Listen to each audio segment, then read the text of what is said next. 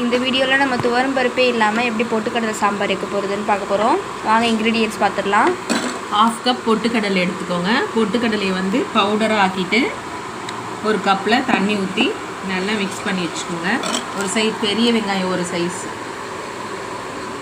3 தக்காளி, 4 பச்சை மிளகா, கருவேப்பிலை. வாங்க எப்படி செய்யறதுன்னு பார்க்கலாம். நாங்கள் வந்து இட்லிக்கு தான் இதை வந்து சைட் டிஷ்ஷாக செய்ய போகிறோம். நீங்களும் செஞ்சு பாருங்கள். வாங்க பார்க்கலாம் எப்படி செய்கிறது. ஒரு கடாயில் வந்து ஒரு 3 ஸ்பூன் அளவுக்கு நம்ம ஆயில் ஆட் பண்ணிக்கிட்டு நல்லா எண்ணெய் காஞ்சதும் கடுகு போட்டுக்கலாம். 1/4 ஸ்பூன் அளவுக்கு கடுகு, கொஞ்சமாக சீரகம் 1/4 ஸ்பூன் அளவுக்கு எடுத்துக்கோங்க. அப்புறம் ஒரு 5 வெந்தயம் மட்டும் போட்டால் போதும். நல்லா பொரியட்டும். எல்லாம் பொரிஞ்சு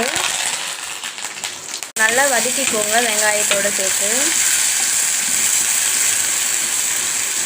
நம்ம நீட்டமாக கட் பண்ணி வச்ச பச்சை மிளகாய் ஆட் பண்ணிக்கலாம். ஆட் பண்ணிவிட்டு நல்லா மிக்ஸ் பண்ணிக்கோங்க. இப்போ வந்து வெங்காயம் நல்லா வதங்கிடுச்சு. இப்போ வந்து நம்ம தக்காளி ஆட் பண்ணிக்கலாம். கட் பண்ணி வச்சுருக்க தக்காளியை கொஞ்சமாக மஞ்சள்தூள் போட்டு வதக்கிக்கோங்க.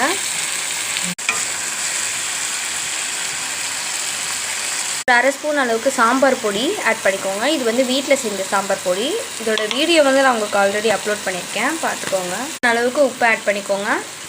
உப்பு ஆட் பண்ணி நல்லா மிக்ஸ் பண்ணிவிட்டு உங்களுக்கு எவ்வளோ தண்ணியாக வேணுமோ அவ்வளோ அளவுக்கு தண்ணி ஆட் பண்ணிக்கோங்க.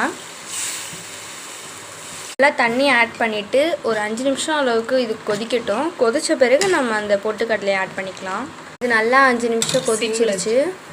5 நிமிஷம் நல்லா கொதிச்சிருச்சு நல்லா. இப்போ சிம்லேயே வச்சு கொதிக்க வச்சுருங்க. இப்போ வந்து நம்ம பொட்டுக்கடலையை நம்ம வந்து தண்ணியில் மிக்ஸ் பண்ணி வச்சுருக்கோம் இல்லையா, அதை வந்து ஆட் பண்ணிக்கலாம். ஒரு 2-3 நிமிஷம் கொதிக்க விட்டுருங்க சிம்லேயே வச்சுட்டு நல்லா.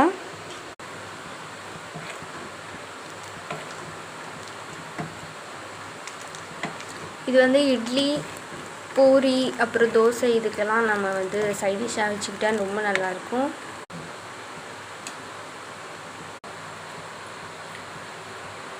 இப்போ நல்லா கொதிச்சிட்ருக்கு. இந்த நேரத்தில் நம்ம வந்து கொத்தமல்லியை கொஞ்சம் ஆட் பண்ணிக்கலாம். ஆட் பண்ணிவிட்டு நம்ம ஆஃப் பண்ணிடலாம் ஸ்டவ்வை. நல்லா 3 நிமிஷம் அளவுக்கு நல்லா கொதிச்சிருச்சு. நல்லா சூடான சுவையான பொட்டுக்கடலை சாம்பார் ரெடி ஆகிடுச்சு. நீங்களும் ட்ரை பண்ணி பாருங்கள் வீட்டில். நாங்கள் வந்து கல் தோசைக்கு தான் நாங்கள் இது சைட் டிஷ்ஷாக வச்சுருக்கோம்.